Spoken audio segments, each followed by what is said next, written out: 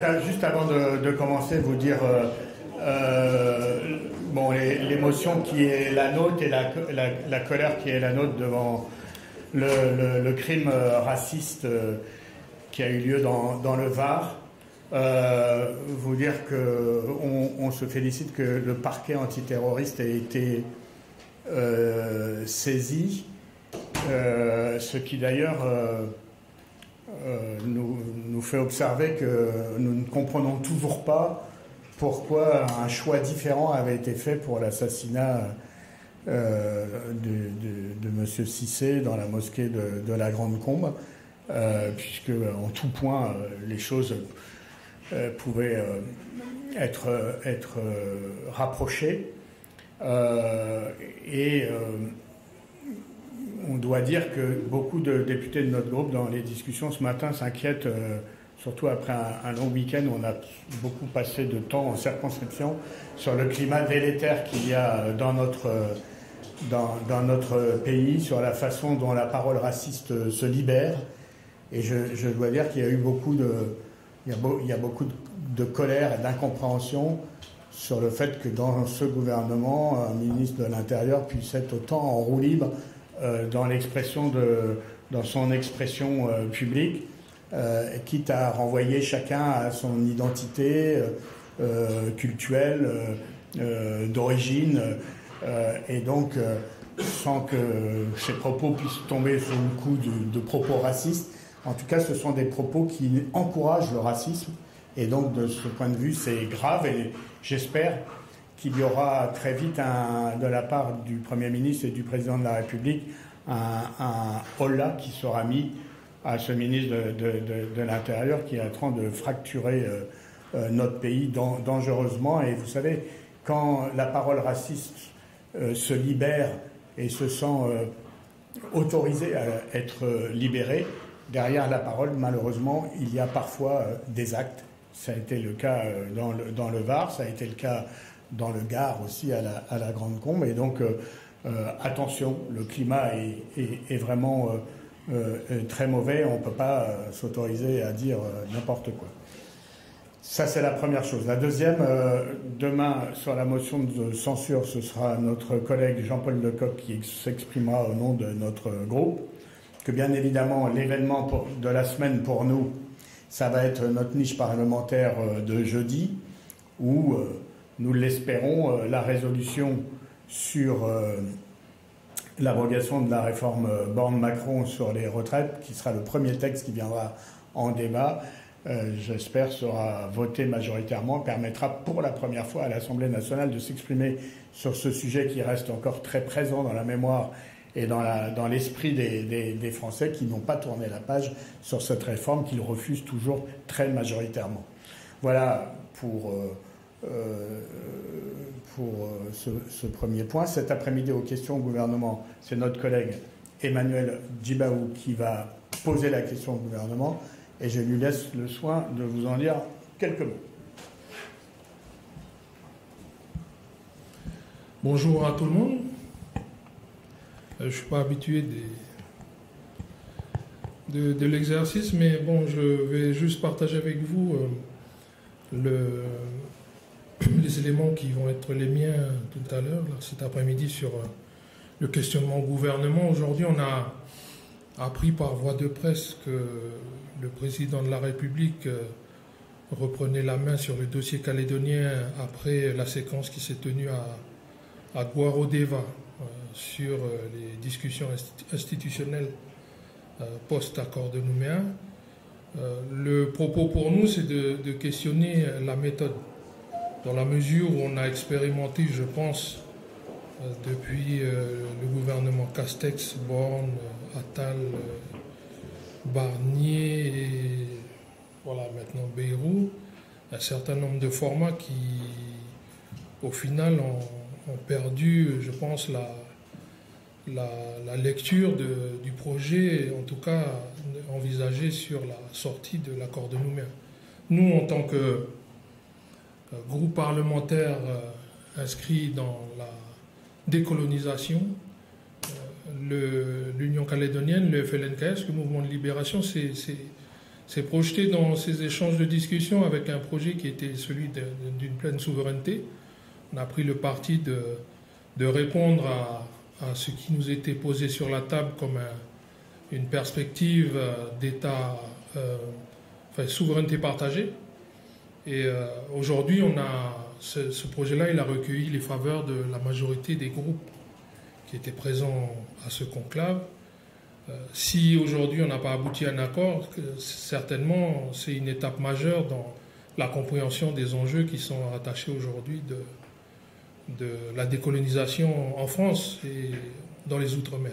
Pour la question de notre pays, c'est aussi la perspective qui est la nôtre aujourd'hui. Donc, la question, elle sera orientée sous cet angle-là. Quelle méthode, quel format, si le président reprend la main aujourd'hui, pour conserver cette légitime confiance qui a été engagée suite à la méthode qu'a portée le ministre d'État Valls depuis février.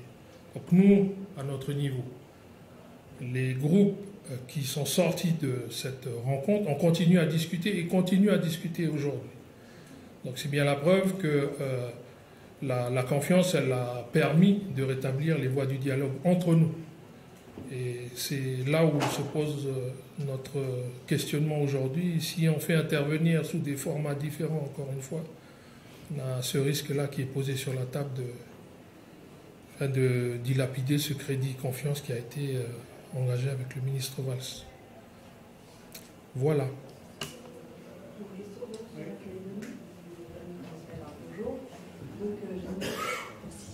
Donc j'ai une question sur la Nouvelle-Calédonie.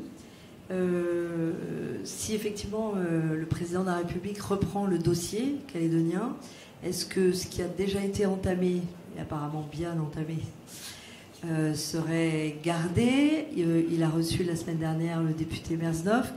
Qu'en est-il? Et est-ce que vous avez pu en parler avec lui? Avec qui?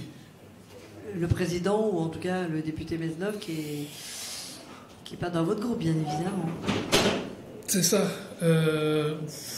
On discutait en off, mais bon, nous, on attend aussi du formalisme qui est idoine. Je pense la problématique, c'est de discuter avec...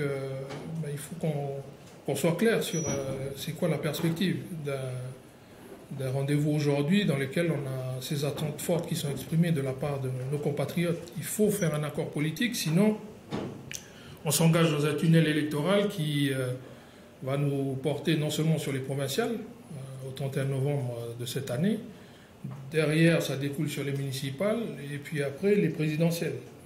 Donc ça veut dire au deuxième semestre 2027. Dans une situation qui est assez critique aujourd'hui, il y a eu 14 morts, un quart du PIB est détruit, la question sanitaire est éminemment préoccupante. Il y a eu un décès ce week-end à Koumak parce que les urgences étaient fermées. Donc la problématique, elle est posée dans ces termes, elle n'est pas posée simplement à moi, mais elle est posée aussi au président de la République. C'est le sens de mon propos tout à l'heure, c'est de questionner la méthode. Si on change d'interlocuteur aujourd'hui, ça remet en cause aussi le gain de ce qui a été porté à la discussion et qui a recueilli, je le répète encore, la majorité des groupes politiques présents autour de la table et le mouvement de libération. Donc c'est l'incertitude et c'est pour ça qu'on a besoin d'avoir cet éclairage de la part de l'exécutif et que s'il y a certainement des tensions ou je ne sais pas, je ne vais pas me prononcer à la place du gouvernement ni du président de la République, mais nous on a travaillé sur un projet qui a été porté par le ministre d'État, représentant du gouvernement français. C'est sur ça qu'on discute aujourd'hui et pour les indépendantistes, c'est la base des discussions aujourd'hui. Et deuxième question, ça concerne un des prisonniers qui est encore en métropole, donc qui va être libéré quand et en tout cas ramené en Calédonie quand? Il y a plusieurs questions dans la problématique des prisonniers politiques qui ont été transférés. Il y en a eu 7. Il y a eu une, les auditions la semaine dernière, il y a une qui a été qui a pu repartir. Et aujourd'hui, on attend ce jugement. Mais il y a aussi une autre problématique qui est celle de la surpopulation carcérale en Nouvelle-Calédonie. Et du fait des émeutes l'année dernière, ça a généré une surpopulation et des gens ont été transférés sans leur accord ici en France.